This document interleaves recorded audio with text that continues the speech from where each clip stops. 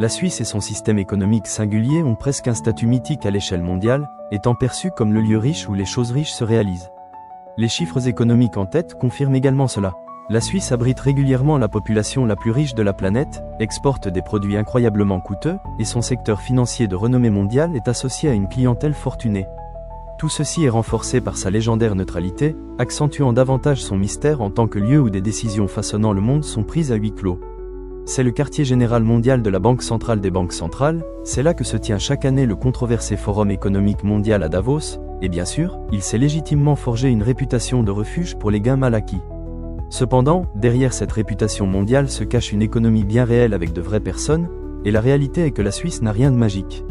Rien ne distingue intrinsèquement ce pays en tant que première économie mondiale, ce qui le rend encore plus fascinant. Le succès de la Suisse n'est pas le fruit du hasard, bien au contraire. Malgré quelques défis majeurs à surmonter, d'autres économies pourraient théoriquement tirer de précieuses leçons de son expérience.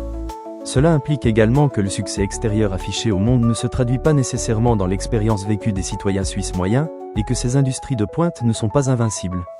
En réalité, leur éclat commence à s'effacer de manière très visible, et dans des secteurs où la réputation est primordiale, cela pourrait être un signe très inquiétant. Pour percer les mystères de l'économie réelle de la Suisse, il est essentiel, comme à l'accoutumée, de se pencher sur quelques questions cruciales. Comment ces industries haut de gamme de renommée mondiale ont-elles pu se développer ainsi ? Est-ce que ces secteurs d'activité contribuent réellement à améliorer le quotidien du citoyen suisse moyen ? Et finalement, que se passe-t-il pour un pays lorsque sa réputation mondiale commence à se retourner contre lui ? Être un pays enclavé ne favorise pas vraiment l'indépendance économique dans la plupart des pays, et malgré un manque quasi total de ressources naturelles telles que le pétrole, la richesse obscène de la Suisse n'est jamais le fruit d'une extraction à la manière du Venezuela, mais plutôt d'une collaboration constante avec ses voisins. À l'époque, les habitants du pays devaient souvent s'aventurer au-delà de leurs frontières pour trouver un salaire décent. Ils se retrouvaient fréquemment à exercer le métier de mercenaires, notamment au sein de l'ancienne Confédération suisse. Cette pratique leur permettait de réaliser des bénéfices sous la direction de monarques voisins, tout en dissuadant les invasions. Encore de nos jours, ce sont les gardes suisses qui veillent sur la sécurité du pape. En ce qui concerne la véritable richesse, contrairement à certaines affirmations selon lesquelles la Suisse était déjà riche au début du XXe siècle, même si les graines avaient été semées, son véritable essor a en réalité commencé pendant la Seconde Guerre mondiale. Cela s'explique par le fait que le gouvernement suisse a adopté la neutralité, se transformant en refuge pour d'importantes sommes d'argent, tout en fournissant ce qui était nécessaire à quiconque disposait d'actifs à épargner. Après la guerre, cette base de fabrication était l'une des rares sur le continent à être restée largement intacte, lui permettant ainsi de fournir l'Europe à un moment où elle ne pouvait se suffire à elle-même. C'est ainsi que naquit le futur intermédiaire le plus riche du monde. Cependant, ce n'était que le commencement. La Suisse a été pionnière dans le développement de l'industrie mécanisée, se plaçant parmi les premiers pays au monde à le faire. En réalité, c'est grâce à un essor précoce de l'industrie textile que la Suisse s'est hissée au rang de deuxième puissance industrielle en Europe au XIXe siècle, juste derrière l'Angleterre. Ces bénéfices ont ensuite été massivement investis dans des projets d'infrastructures majeurs. Le fruit de ces efforts se matérialise par un réseau routier d'environ 73 000 km et 5 200 km de voies ferrées, les citoyens suisses empruntant les chemins de fer plus que tout autre pays au monde, à travers certains des terrains les plus difficiles à aménager de la planète. Grâce à cela, de nombreuses industries ont pu prospérer jusqu'à nos jours, car la topographie de la Suisse aurait rendu le transport des travailleurs qualifiés et des matériaux absolument cauchemardesque sans ces efforts préventifs. Et encore aujourd'hui, c'est un pôle industriel étonnamment robuste. La branche de la machinerie, du génie électrique et des métaux emploie à elle seule plus de 300 000 personnes, soit 8% de la main-d'œuvre totale de la Suisse. Il est intéressant de noter que la Suisse a été l'un des premiers pays à encourager la présence des femmes dans des postes industriels. À la fin du XIXe siècle, le monde du travail était presque à parité entre hommes et femmes. Toute cette insistance sur la vocation a conduit de nombreux observateurs, dont le Forum économique mondial, à qualifier la main-d'œuvre suisse de la plus qualifiée au monde développé. Dès l'âge de 16 ans, de nombreux aspirants de l'industrie ont abandonné l'éducation à temps plein, préférant jongler entre l'école, des cours en entreprise et l'expérience pratique sur le terrain. Cette formation de 3 à 4 ans combine à la fois une rémunération et une introduction cruciale au monde du travail. C'est une décision qui a porté ses fruits par rapport à de nombreux pays qui peinent actuellement à trouver des travailleurs capables ou désireux d'entrer dans les métiers.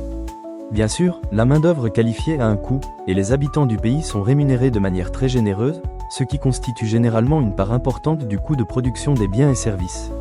Ces revenus élevés englobent non seulement les salaires bruts, les cotisations sociales versées par l'employeur, mais aussi d'autres dépenses telles que la formation professionnelle, le perfectionnement et le recrutement.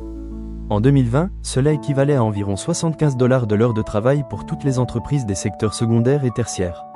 Avec ces coûts de main-d'œuvre, les Suisses ne peuvent tout simplement pas rivaliser sur les prix des biens génériques, mais contrairement à de nombreux autres pays, ils n'en ont pas envie. C'est leur manque de compétitivité qui leur permet d'être l'une des économies les plus riches du monde.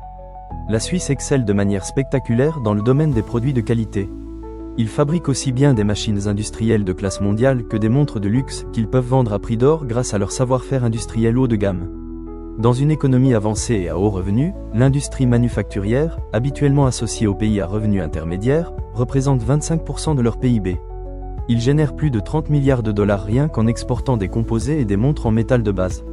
Bien sûr, lorsque l'on évoque les exportations suisses, ce sont souvent les montres qui coûtent plus cher qu'une voiture qui viennent à l'esprit en premier. Pourtant, il s'agit loin d'être leur exportation la plus importante ou la plus technique. C'est dans leurs machines que se cache le véritable pactole. Leur commande numérique par exemple, communément appelée tour automatique suisse, est capable de fabriquer des petites pièces avec une précision et une exactitude remarquables. Les observer procure l'un des spectacles les plus apaisants et geeky de tous les temps. Grâce à la volonté des organisations de payer pour des machines offrant des améliorations progressives rentabilisées sur des milliers de cycles de production, l'industrie suisse de la machinerie peut imposer une prime élevée sur ses produits. Cela permet aux Suisses de bénéficier de salaires plus élevés, car ils se positionnent sur la qualité plutôt que sur le prix, contribuant ainsi au maintien de leur statut de pays à revenus élevés. Cela permet également d'éviter l'enfermement géographique d'un pays sans accès à la mer. Habituellement, cette situation rend le commerce très coûteux car les marchandises en vrac ne peuvent pas être chargées directement sur les navires, qui sont le moyen de transport le moins cher sur de longues distances. Cependant, ceci pose un défi pour une économie axée sur la production de biens de première nécessité à faible marge.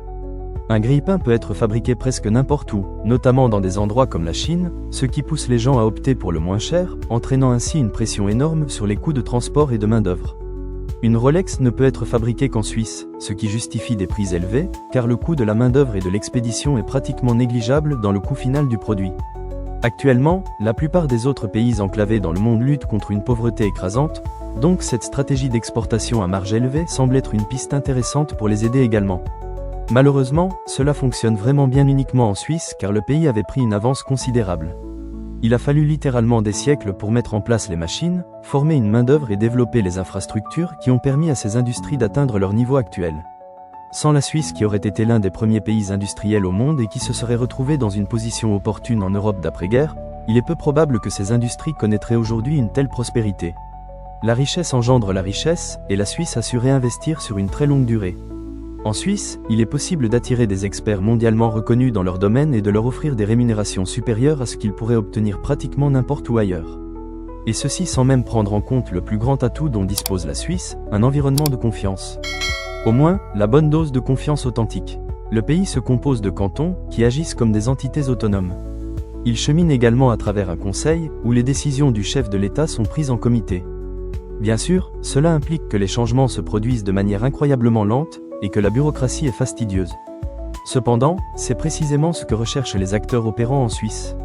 Ils veulent s'assurer que rien ne changera dans l'endroit où ils font des affaires, même si cela pourrait être bénéfique pour la population. La stabilité et la sécurité perçues constituent des piliers essentiels de la machine à créer de la richesse en Suisse, qui mérite encore d'être examinée de près. L'élément scruté à la loupe par les journalistes, les youtubeurs et à peu près tout le monde. Il s'agit du secteur bancaire et des services financiers. La Suisse possède une longue tradition bancaire, remontant au fait que le pays est littéralement conçu comme un coffre-fort, bénéficiant de protection naturelle contre le reste de l'Europe. Cet endroit est devenu un refuge sûr pour les royaumes afin d'y stocker leur or et d'y mener des transactions financières à l'abri, dans un lieu qu'il serait extrêmement difficile de pénétrer, une tendance qui s'est rapidement accentuée pendant et après la Seconde Guerre mondiale. Encore aujourd'hui, la Suisse demeure l'un des pays les mieux défendus au monde, malgré le fait qu'elle soit entourée de voisins très pacifiques. Leurs habitants sont souvent décrits comme étant bien armés, et près de lieux comme la frontière allemande, chaque tunnel ferroviaire et autoroutier a été équipé pour être fermé avec des explosifs. Sans oublier que le pays est parsemé de milliers de bunkers de montagne qui pourraient, ou non, regorger d'or d'origine douteuse. Blague à part, bon nombre de ces mesures de précaution de la guerre froide commencent à être démantelées. Néanmoins, la défense suisse dans son ensemble reste assez impressionnante, et cette réputation de forteresse à l'échelle d'un pays s'est perpétuée jusqu'à nos jours. C'est là que réside la Banque des règlements internationaux, qui est en quelque sorte la banque centrale des banques centrales, chargée de coordonner les transferts de fonds internationaux entre les pays entiers. Sa localisation en Suisse s'explique par la même logique qui attire de nombreuses activités financières dans ce pays. On lui fait confiance, et fidèle à sa tradition séculaire, il ne prend pas parti. Franchement, trouver un pays qui fait les deux est une perle rare. La confiance envers le système financier américain est répandue, même s'il montre clairement ses préférences. La Suisse, connue pour son impartialité en matière juridique, a pourtant refusé de collaborer avec les autorités d'autres pays lorsque de l'argent sale était dissimulé dans ses banques. On peut observer un exemple de cela dans la loi suisse sur le blocage, à l'article 271 du Code pénal suisse. Il est formellement interdit, selon la loi, d'accomplir des actes officiels pour le compte d'une autorité étrangère sur le sol suisse, ce qui englobe la collecte de preuves pour des procédures étrangères, l'audition de témoins et la signification d'actes pour des litiges étrangers. Dès la description, il apparaît évident que si l'on suit la piste de l'argent, tôt ou tard, tous les chemins mèneraient à la frontière suisse. Cependant, les choses évoluent et sous la pression internationale croissante, la Suisse se voit contrainte de coopérer davantage avec d'autres pays. Ainsi, elle n'est plus vraiment le havre de paix idéalisé tel qu'il était dépeint dans des œuvres comme Le Loup de Wall Street. Bien sûr, ce n'est pas que criminel comme le présente Hollywood.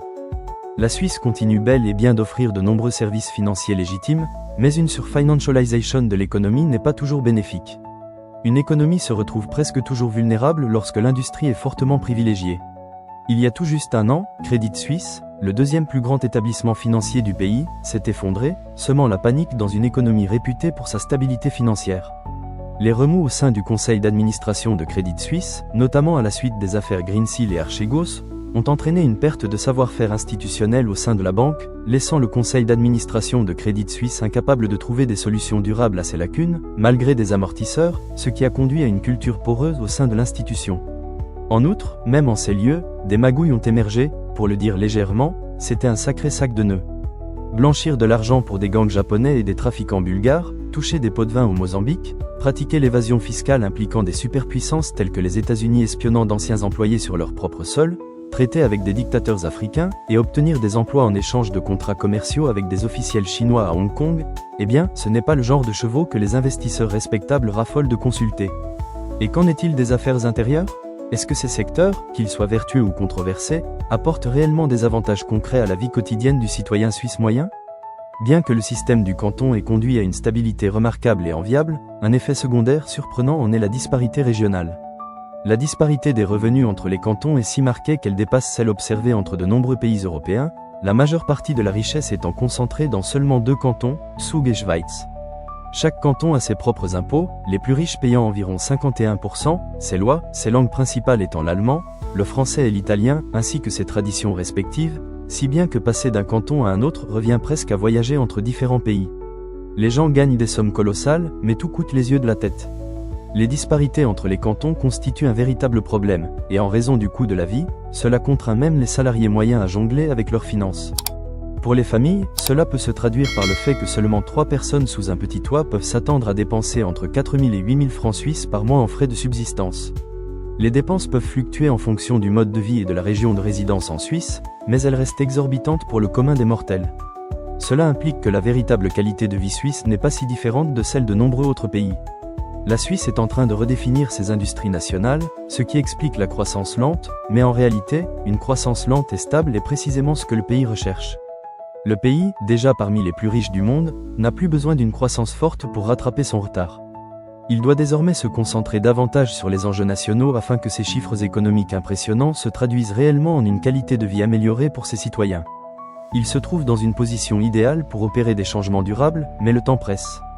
Aujourd'hui, d'autres pays sont en mesure d'offrir des services similaires à ceux de la Suisse, car la Suisse a finalement cédé à la pression et pris des mesures pour encourager une plus grande transparence. Cette décision, bien qu'éthique, a conduit à la divulgation croissante d'informations qui donnent à penser que le secret bancaire suisse est moins hermétique qu'il ne l'était il y a seulement une décennie.